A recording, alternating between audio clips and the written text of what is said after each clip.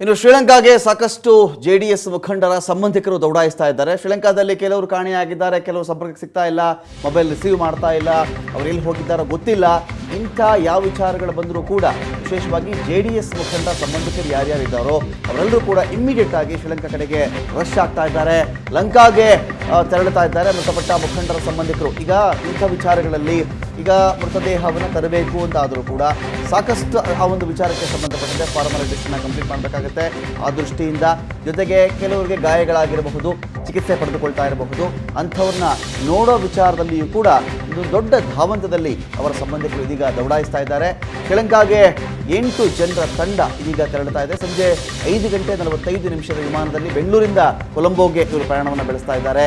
ಲಂಕಾಗೆ ಪ್ರಯಾಣಕ್ಕೋಸ್ಕರವಾಗಿ ಮುಖ್ಯಮಂತ್ರಿ ಕುಮಾರಸ್ವಾಮಿ ಅವರು ಖುದ್ದು ವ್ಯವಸ್ಥೆಯನ್ನು ಮಾಡಿದ್ದಾರೆ. ಒಟ್ಟು 7 ಜನ ಮುಖಂಡರು, ಜೆಡಿಎಸ್ ಮುಖಂಡರು ಎಲೆಕ್ಷನ್ನ ಮುಗಿಸ್ಕೊಂಡು, ಪ್ರಚಾರ ಎಲ್ಲ ಮುಗಿಸ್ಕೊಂಡು, ವೋಟಿಂಗ್ ಎಲ್ಲ ಆದ ನಂತರದಲ್ಲಿ ಸ್ವಲ್ಪ ಒಂದು ಆರಾಮಾಗಿ ಓಡಾಡ್ಕೊಂಡು ಬರೋಣ ಅಂತ ಹೇಳಿ ಶ್ರೀಲಂಕಾ ಕಡೆಗೆ ಮುಖ ಮಾಡಿರ್ತಾರೆ.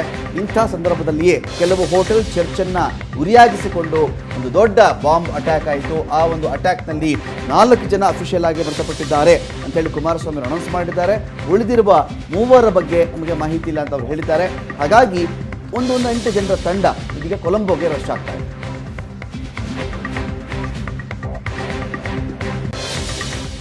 ಇನ್ನು ಪ್ರತಿನಿಧಿ ವಿದ್ಯಾ ಯಾರು ಮೃತಪಟ್ಟಿದ್ದಾರೆ ಹನುಮಂತರಾಯಪ್ಪ ಅವರು ಅವರ ನಿವಾಸದಿಂದ ನೇರ ಸಂಪರ್ಕದಲ್ಲಿದ್ದಾರೆ. ವಿದ್ಯಾ, ಇದೀಗ ಮುಖ್ಯಮಂತ್ರಿಗಳೇ ಅಫಿಷಿಯಲ್ ಆಗಿ ಅನೌನ್ಸ್ ಮಾಡ್ತಾ ಇದ್ದಾರೆ ಹನುಮಂತರಾಯಪ್ಪ ಇವರು ಮೃತಪಟ್ಟಿದ್ದಾರೆ ಅಂತ ಹೇಳಿ. ಜೊತೆಗೆ ರಂಗಪ್ಪನವ್ರ ಹೆಸರಿದೆ, KM ಲಕ್ಷ್ಮೀನಾರಾಯಣ ಹೆಸರಿದೆ, ರಮೇಶ್ ಗೌಡ್ರ ಹೆಸರಿದೆ. ಈಗ ಈ ಹನುಮಂತರಾಯಪ್ಪ ಅವರ ಫ್ಯಾಮಿಲಿಯಲ್ಲಿ ಏನು ಹೇಳ್ತಾ ಇದ್ದಾರೆ? ಈ ನಿರೀಕ್ಷೆಗಳಿತ್ತ ಅವರಿಗೆ? ಹನುಮಂತರಾಯಪ್ಪನವರು ಹುಷಾರಾಗಿ ಬಂದುಬಿಡ್ತಾರೆ, ಚೇತರಿಸ್ಕೊಂಡು ಬಂದುಬಿಡ್ತಾರೆ, ಅವ್ರಿಗೇನು ಆಗಿರಲ್ಲ ಅನ್ನೋ ಕಾನ್ಫಿಡೆನ್ಸಲ್ಲಿದ್ದರು. ಮುಖ್ಯಮಂತ್ರಿಗಳ ಟ್ವೀಟ್ ಬಂದಾದ ಮೇಲೆ ಆ ಸಂಬಂಧಿಕರಲ್ಲಿದ್ದಂಥ ಎಲ್ಲ ಹೋಪ್ಸ್ ಹೊರಟೋಗಿದೆಯಾ ಈಗ ಅಂತ? ಹೌದು ರಮಾಕಾಂತ್, ಏನು ಬೆಳಗ್ಗೆಯಿಂದ ಕೂಡ ಅಫಿಷಿಯಲ್ ಆಗಿ ಅನೌನ್ಸ್ ಆಗಿರಲಿಲ್ಲ. ಒಂದು ಸರ್ಕಾರದಿಂದ ಇರಬಹುದು, ರಾಯಭಾರಿಗಳ ಕಚೇರಿಯಿಂದ ಕೇವಲ ಸುಷ್ಮಾ ಸ್ವರಾಜ್ ಅವರು ಮೂಲಕ ಒಂದು ಟ್ವೀಟನ್ನು ಮಾಡಿದರು. ಅವರು ಮಾತ್ರ ತಿಳಿಸಿದ್ರು ಹನುಮಂತರಾಯಪ್ಪನವರು ಮೃತಪಟ್ಟಿದ್ದಾರೆ ಅಂತ.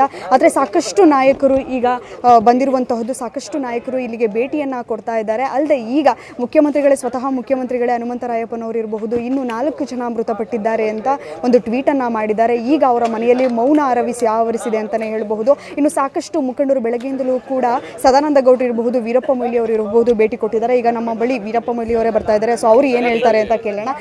ಸರ್ ಹೌದೌದು, ಅತ್ಯಂತ ದಾರುಣವಾದಂಥ ಚಿತ್ರ, ಅಮಾನುಷವಾದಂಥ ಆಗ್ತದ ಅವ್ರಿಗೆ ಕೇಳ್ತದೆ ಅವರಿಗೆ. ಅತ್ಯಂತ ಅಮಾನುಷವಾದಂಥ ದುರ್ಘಟನೆ ನಡೆದಿದೆ.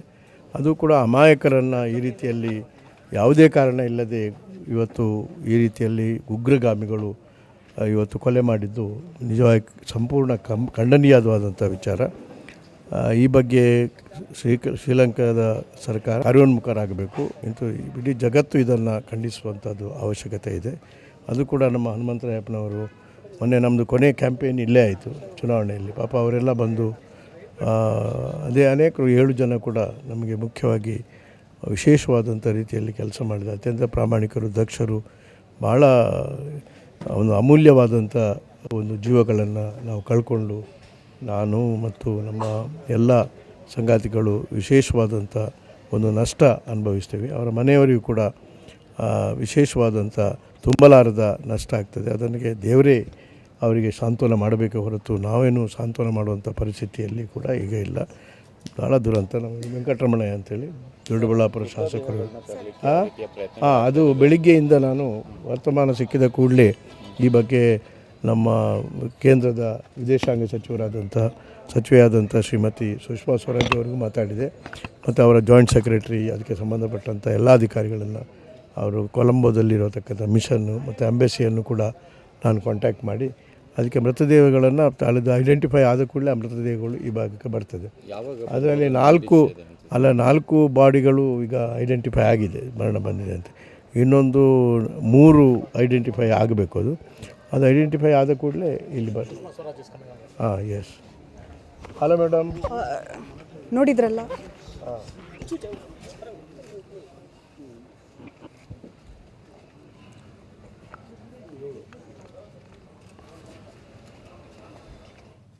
ಇಡೀ ಒಂದು ಘಟನೆಯನ್ನು ಕಾಂಗ್ರೆಸ್ನ ಮುಖಂಡರಾಗಿರುವ ವೀರಪ್ಪ ಮೊಯ್ಲಿ ಅವರು ತೀವ್ರ ಶಬ್ದಗಳಲ್ಲಿ ಖಂಡಿಸ್ತಾ ಇದ್ದಾರೆ. ಅವರು ಇಂಥ ಒಂದು ಹೇಯ ಕೃತ್ಯ ಇದು, ಇಂಥ ಒಂದು ಘಟನೆ ಇದು ಖಂಡನೀಯ ಅನ್ನೋ ಒಂದು ಮಾತನ್ನು ಕೂಡ ವೀರಪ್ಪ ಮೊಯ್ಲಿ ಅವರು ಹೇಳ್ತಾ ಇದ್ದಾರೆ.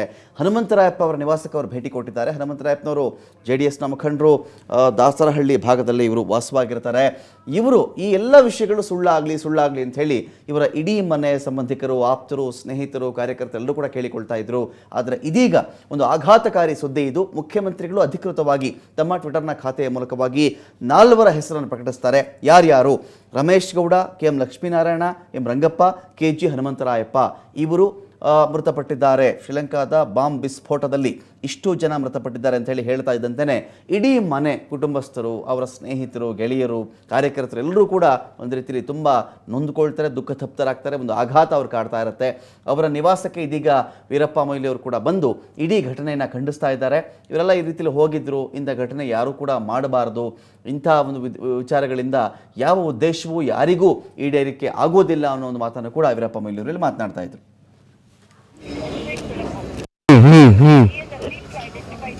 Okay, then it will be all right.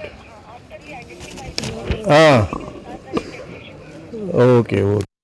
Thank you for the prompt and punctual action, madam. And I know we have also sent some MLAs have also gone. They will be going by 5:30. One of the MLAs has already gone in the morning. So they will also help your people to identify the bodies. Okay, I will do. Okay, ma'am. Thank you, madam. Thank you. Hanumantharaya ಅವರು ಸಂಬಂಧಿಕರು ಯಾರು ಇದ್ದಾರೆ ಅಂತ ಅಲ್ಲಿ ಕೊಲಂಬೋದಲ್ಲಿ ಇದ್ದಾರೆ. ಅವರೇ ಹೇಳಿದ್ರು ಸುಷ್ಮಾ ಸ್ವರಾಜ್. ಈಗಷ್ಟೇ ವೀರಪ್ಪ ಮೊಯ್ಲಿ ಅವರು ವಿದೇಶಾಂಗ ಸಚಿವೆ ಸುಷ್ಮಾ ಸ್ವರಾಜ್ ಅವರೊಂದಿಗೆ ದೂರವಾಣಿಯ ಮೂಲಕವಾಗಿ ಅವರು ಮಾತನಾಡ್ತಾ ಇದ್ರು. ಸಾಕಷ್ಟು ವಿಷಯಗಳನ್ನು ಅವರಲ್ಲಿ ಶೇರ್ ಮಾಡಿಕೊಳ್ತಾ ಇದ್ದಾರೆ. ಒಟ್ಟಾರೆಯಾಗಿ ಶ್ರೀಲಂಕಾದಲ್ಲಿ ಆದಂತಹ ಘಟನೆಯ ಕಾರಣದಿಂದಾಗಿ ಸಾಕಷ್ಟು ಒಂದು ರೀತಿಯಲ್ಲಿ ಸಾವು ನೋವುಗಳಲ್ಲಿ ಸಂಭವಿಸಿವೆ. ಇದರಿಂದಾಗಿ ಅದು ಶಿವಕುಮಾರ್ ಇದ್ದು ಐಡೆಂಟಿಫೈ ಆಗಬೇಕು. ಅದು ಆಮೇಲೆ ಹನುಮಂತರಾಯದು ಯಾರು ಅವರ ಡಾಕ್ಟ್ರು ಏನೋ ಸಂಬಂಧಿಕರಿದ್ದಾರೆ ಅಂತ ಹೇಳಿ. ಆಮೇಲೆ ಪುಟ್ಟರಾಜ್ಯದ್ದು ಆಗಲಿಲ್ಲ, ಮತ್ತೊಂದು ಮರಿಗೌಡರದ್ದು ಆಗಲಿಲ್ಲ. ಅದು ಯಾರು ಅಂತೇಳಿ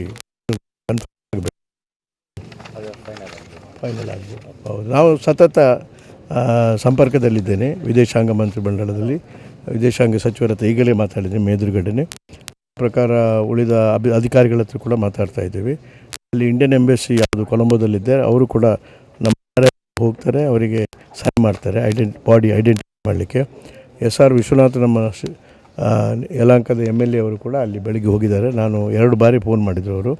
ಅವರು ಕೂಡ ಹೆಚ್ಚುವರಿಯಲ್ಲಿ ಶವಾದಲ್ಲಿ ಅವರು ಐಡೆಂಟಿಫೈ ಮಾಡಲಿಕ್ಕೆ ಅದಕ್ಕೆ ಫೋಟೋ ಬೇಕು ಅಂತ ಹೇಳಿದರು.